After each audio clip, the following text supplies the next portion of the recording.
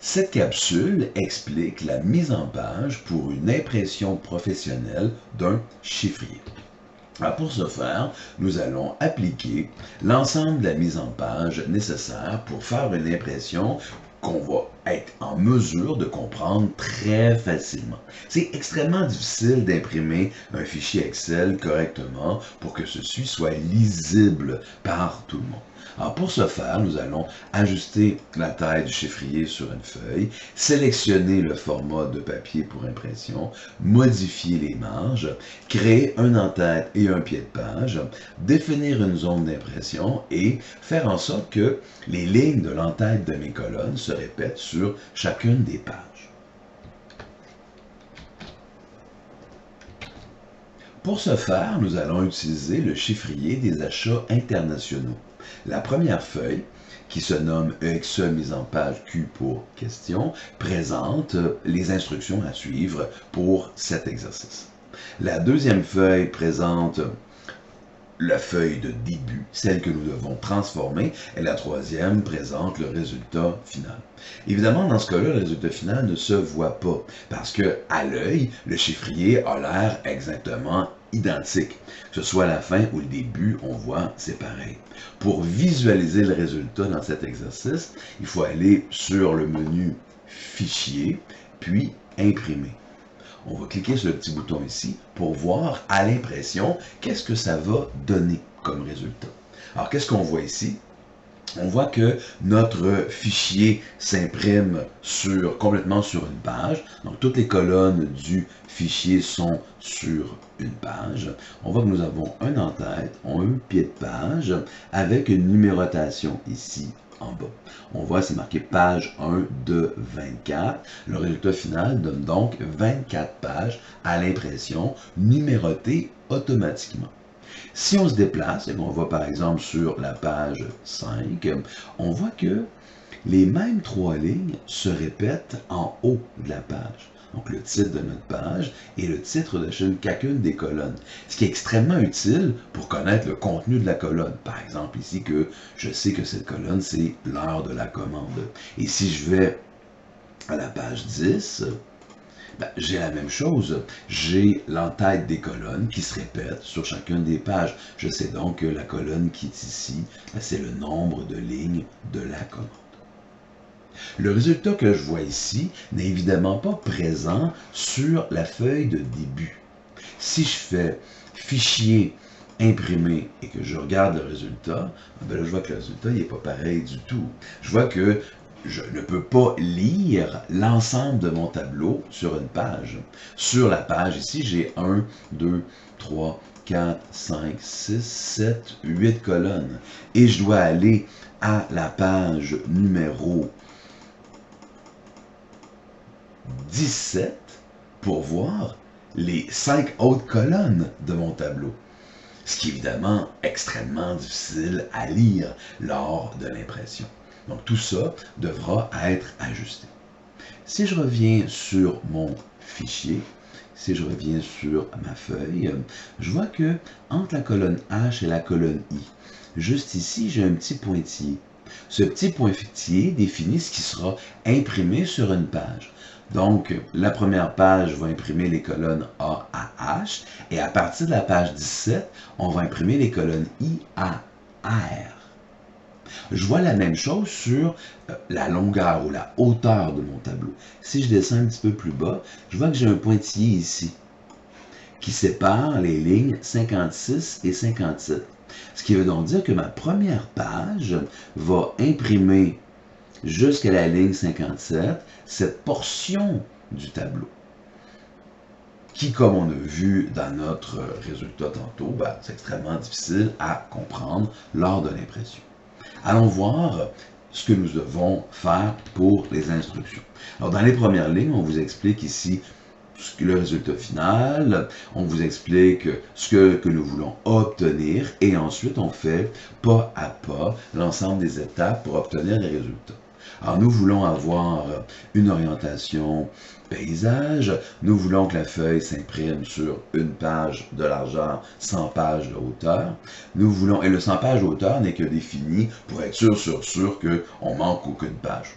On s'en souvient, on a vu que ça contenait 24 pages. Alors, si on dit qu'on veut l'imprimer sur 100 pages, bien, il va imprimer dans le fond les 24 premières pages. On veut que le format du papier soit lettre US avec des marges en haut et en bas d'1,9 cm, à gauche et à droite d'1,3. On veut que chacune des feuilles soit centrée. Le tableau doit être centré sur la feuille et la marge de l'entête doit être à 0,8 cm. Nous voulons que notre en-tête ait à gauche les mots ou la phrase « Utilisation d'un chiffrier en gestion de l'approvisionnement ». À droite, on veut le nom de la feuille, le tout d'une taille de 14. Au niveau du pied de page, on veut qu'à gauche, on voit « Préparé par votre nom de famille ». À droite, on va avoir le numéro de la page, comme on a vu tantôt, 1, 2, 24. On veut que la taille soit d'une taille de 12. On veut imprimer les colonnes A à M et on veut que les lignes 1 et 3 se répètent sur chacune des pages. Si je vais sur la feuille à transformer, on veut que les lignes 1 et 3 se répètent sur chacune des pages. Alors, exécutons la mise en page. La mise en page va se faire dans le menu Mise en page par le petit bouton ici, Mise en page. Lorsqu'on applique le bouton, il y a une feuille avec 4 onglets qui apparaissent. Le premier onglet, c'est l'onglet de la page, où on peut définir l'orientation paysage avec une échelle de 1 en largeur et de 100 en hauteur. Dans ce cas-là, je pourrais mettre 50, ça ferait aucune différence parce que je sais déjà, connaissant le résultat final, que la hauteur de mon tableau va être à 24 pages. Le format du papier est déjà en format lettre. Dans la feuille ou l'onglet marge, je peux définir la marge du haut qui est à 0,9, marge du bas qui est à 0,9. La marge du gauche, on la met à 1,3. La marge de droite, on la met à 1,3. Les marges d'en-tête et de pied de page à 0,8. Je veux que mon tableau soit centré sur la feuille horizontalement et centré sur la feuille verticalement. Vous voyez ici la petite feuille bouger. Si je la centre pas, la feuille va être alignée à gauche. Si je la centre, elle va être à gauche, au centre évidemment. Si je ne centre pas verticalement, ma feuille sera en haut. Et si je la centre, elle sera centrée verticalement. L'en-tête, j'ai deux boutons. L'en-tête personnalisé et le pied de page personnalisé. Allons dans l'en-tête personnalisé. Dans l'en-tête, j'ai différents boutons. Le premier, c'est pour mettre la taille du caractère. Ici, c'est le numéro de la page. Ici, c'est le nombre de pages. On a la date et l'heure. On a le chemin pour accéder au fichier sur notre ordinateur, le nom du fichier, le nom de la feuille dans Excel et des boutons pour les images. Alors, à gauche, dans mon en-tête, je vais avoir chiffrier, ou plutôt utilisation d'un chiffrier pour la gestion de l'approvisionnement. Je veux que cette petite phrase en haut à gauche dans mon en-tête ait une taille de 14. À droite dans mon en-tête, je vais avoir le nom de la feuille. Et je veux que le nom de cette feuille ait une taille de 14. Je viens de terminer mon en-tête. Je fais la même chose pour le pied de page. Pour le pied de page, je vais avoir préparé par votre nom. Évidemment, il ne faut pas écrire votre nom, vous devez écrire votre nom de famille et votre prénom. Je veux que cette petite phrase soit d'une taille de 12. Je le mets à 12. Je veux que à droite, on ait le numéro de la page. Et je veux que ce soit écrit page, espace, le numéro de la page, espace DE, espace, le nombre de pages. Je vois ici que j'ai des codes. E commercial page, c'est le numéro de la page. Et E commercial page avec un S, c'est le nombre de pages. J'en donc page, par exemple, 1 de 24 ou page 2 de 24. La taille de ce caractère doit être à 12. Je clique sur OK, je clique sur OK. Le troisième onglet, l'onglet qui s'appelle Feuille, définit la zone d'impression. Alors, je veux que ce soit la zone A à M. Dans le fond, toute ma feuille que j'ai imprimée. Je fais Enter pour revenir à la fenêtre. Le nombre de lignes qui vont se répéter en haut de chacune des pages lors de l'impression, c'est les lignes 1 à 3. Je clique sur ce petit bouton et je vais sélectionner les lignes 1 à 3. Je reclique sur Enter pour revenir sur ma fenêtre.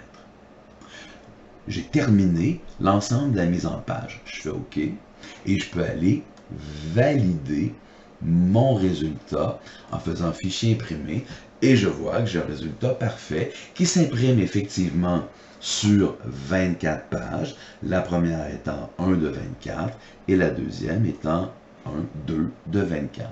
Et je vois que l'entête, le pied de page et les 3 premières lignes qui, dans le fond, présentent l'entête de chacune des colonnes, c'est bien présent sur chacune des pages. Notre objectif est donc atteint. Nous avons créé une mise en page plus que professionnelle pour imprimer un fichier, un tableau sur plusieurs pages.